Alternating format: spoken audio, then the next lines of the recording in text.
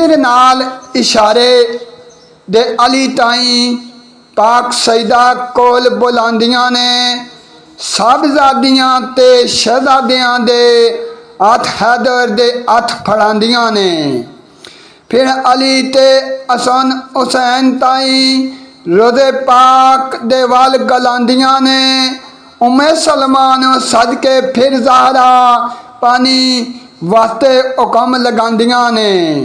नाले कपड़े पाक ते साफ सुथरे पहनन वास्ते आप मंगांदियां ने।